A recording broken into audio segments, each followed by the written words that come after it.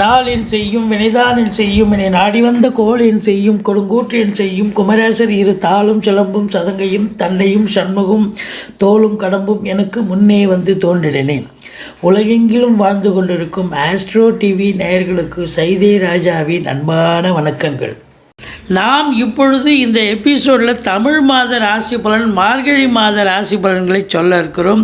வாக்கிய பஞ்சாங்க அடிப்படையில் கிரகங்கள் 12 ராசிகளுக்கும் எப்பேற்பட்ட பலன்களை வழங்கப் போகிறது என்பதை பார்ப்பதற்கு முன் உங்கள் அத்துணை பேருக்கும் எனது இனிய ஆங்கில புத்தாண்டு நல் வாழ்த்துக்கள்.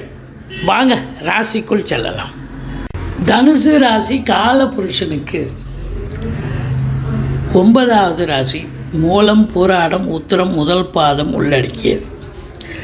இந்த மார்கழி மாத கிரகங்கள் இந்த தனுசு ராசிக்கு எப்பேற்பட்ட பலன்களை வழங்கப் போகிறது அப்படின்னு பார்த்தீங்கன்னா,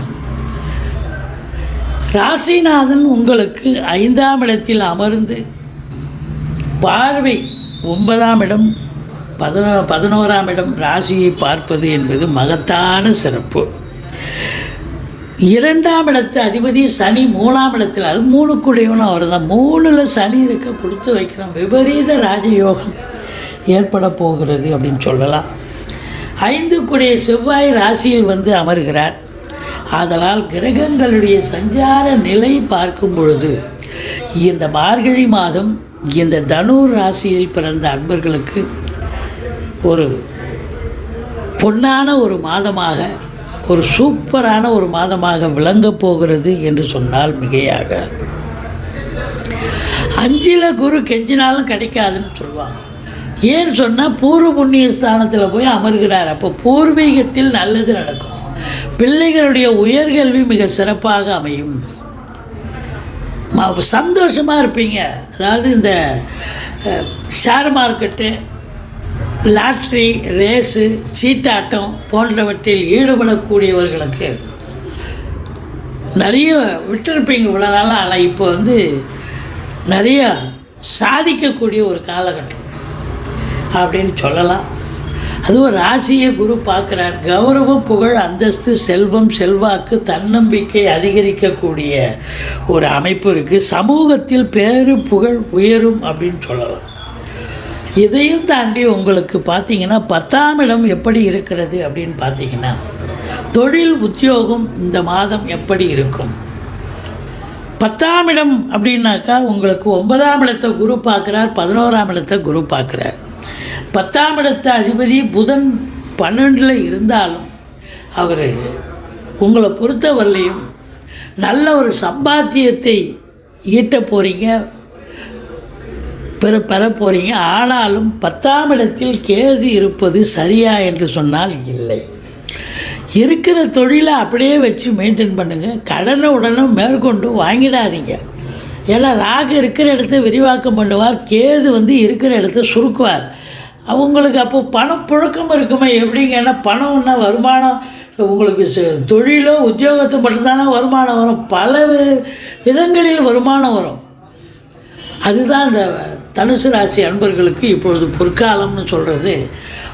பல ரீதியாக மனைவி வழியில் வரலாம், சகோதரர்கள் வழியில் வரலாம், ஏற்கனவே சொத்து பத்து வச்சுருப்பீங்க அதன் மூலம் வரலாம், ஷேர் மார்க்கெட் மூலம் வரலாம், சொத்து, இப்படி பல ரீதியாக உங்களுக்கு வருமானம் வரும். ஆனால் உங்களுக்கு சம்பாத்தியம் என்பது 10ஆம் இடம் கேது இருப்பதால் கொஞ்சம் எச்சரிக்கையாக இருக்க வேண்டும்.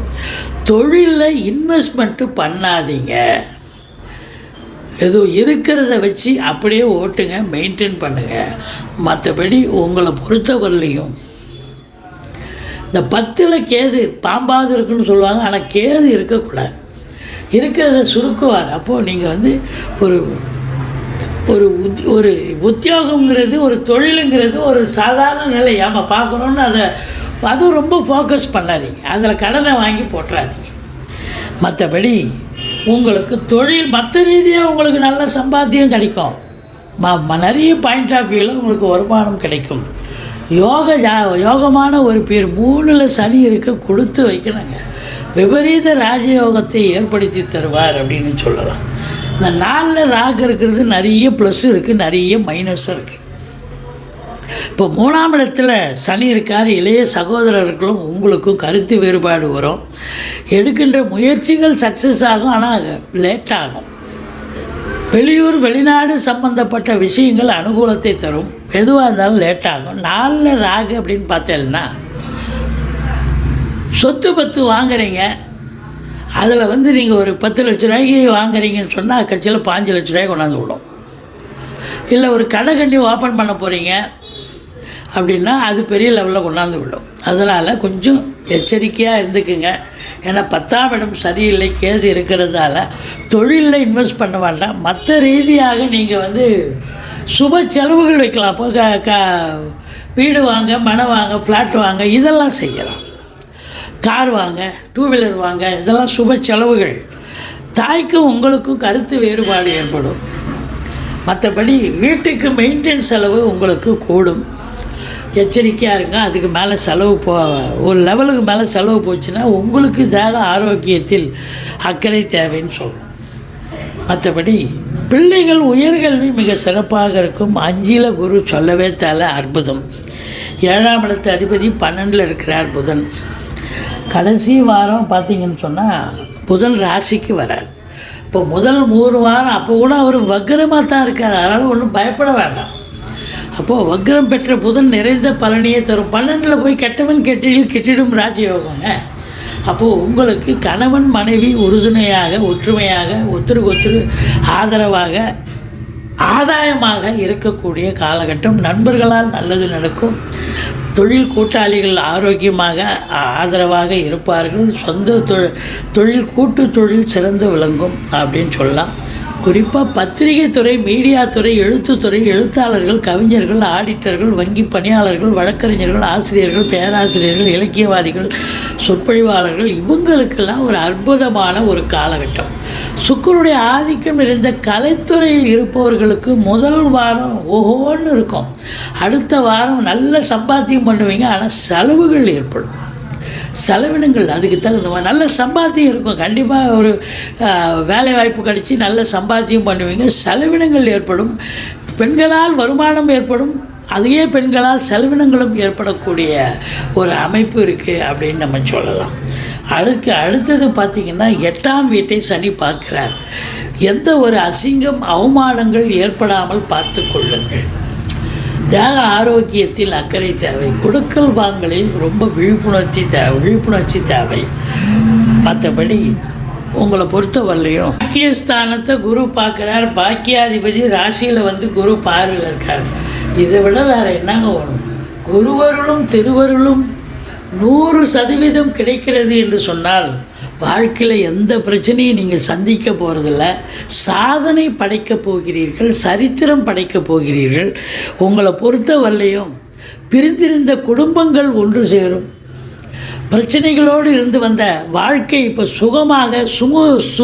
சுமூகமாக மாறக்கூடிய ஒரு அமைப்பு இருக்குது. வெளியூர், வெளிநாடு, வெளி மாநிலம் செல்ல விரும்பும் இந்த தனுர் ராசி அன்பர்கள் தாராளமாக செல்லுங்கள். நிச்சயமாக உங்களுக்கு என்ன உயர்கல்விக்காக போகிறீங்களா, தாராளமாக போகலாம். உத்தியோகத்துக்காக போகிறீங்களா, தாராளமாக போகலாம். இல்லை அங்கே போய் சொந்த தொழில் பண்ண போகிறீங்களா, தாராளமாக போய் நல்ல சம்பாத்தியத்தை பார்க்க போகிறீங்க. ஒரு சிலர் ஆத்ம திருப்தி, அதாவது நீங்கள் ஒரு டூரிஸ்டாகவோ இல்லை ஒரு இதுவாக கூட போகலாம். ஆன்மீக ரீதியாக கூட பயணம் செய்யலாம். இப்போ எது எப்படி இருந்த போதிலும் ஒரு ஆத்ம திருப்தியும் ஒரு சந்தோஷமும் கிடைக்கக்கூடிய ஒரு அமைப்பு இருக்குங்க. 11ஆம் இடம் குரு பார்வையில் இருக்கிறார். எண்ணிய செயல் ஈடேறப் போகிறது. தொட்டதெல்லாம் தொடங்க போகிறது. மூத்த சகோதரம் இருந்தால் அவரால் ஆதரவு கிடைக்கப் போகிறது. வீட்டில் பெரியவங்க இருந்தால் அவங்களுடைய அனுகிரகம், அவங்களுடைய ஆசையும் கிடைக்கப் போகிறது. முதல் திருமணம் முறிவு ஏற்பட்டு 2வது திருமணத்திற்காக காத்திருப்பவர்களுக்கு நல்லதே நடக்கப் போகிறது அப்படின்னு சொல்லலாம். 12ஆம் இடம் உங்களுக்கு செவ்வாய் உருவான இருக்கார். அசையா சொத்துக்கள் மூலம் செலவினங்கள், சுப செலவுகள். புதன் இருக்கிறார், தாய்மாமன் மற்றும் மைத்துனர் வகையில் செலவினங்கள். சுக்கிரன் இருக்கிறார், பெண்களால் வருமானம் சொன்னோம். அதே பெண்களால் செலவினங்கள், அவங்க வீட்டுக்கு தேவையான விலையுயர்ந்த பொருட்களை வாங்குவாங்க. லேப்டாப்பு, கம்ப்யூட்டரு, பிள்ளைகளுக்கு நகை நட்டு, ட்ரெஸ் மெட்டீரியல் இப்படி வாங்கி கொடுக்கக்கூடிய ஒரு அமைப்பு இருக்குது. மொத்தத்தில் பார்க்கும்பொழுது ராசிநாதன் நல்ல நிலையில் இருந்தாலே ஒரு பெரிய விஷயம். ராசியை குரு பார்ப்பது அதை விட பெரிய விஷயம். தொழில் உத்தியோகம் சிறந்து விளங்கும். ஆனால் ஓரளவுக்கு மற்ற நிலைகளில் உங்களுக்கு நல்ல பண வரவு, பொருள் வரவு, சந்தோஷம், திருப்தி ஏற்படும்.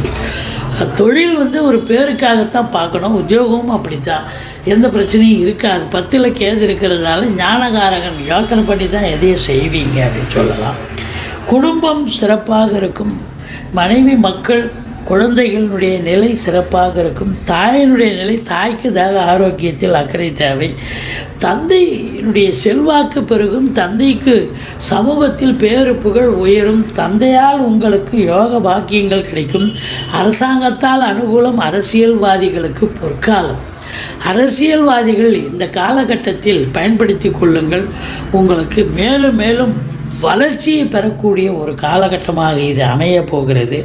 செலவுகள் ஏற்பட்டாலும் உங்களுக்கு வரவுகள் இரட்டிப்பாக இருப்பதால் செலவினங்கள் கம்மி தான். அப்போ பேங்க் பேலன்ஸ் மிஞ்சும். இது பிரச்சனையான ஒரு மாதமாக இல்லவே இல்லை. அலைச்சலான மாதமாக இல்லவே இல்லை.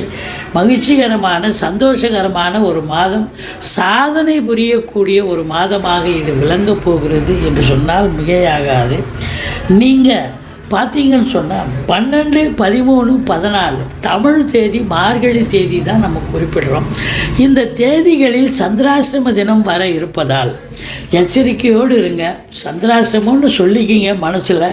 எந்த பிரச்சனையும் தலைக்கு வர்றது தலைப்பாயிட போகுங்க.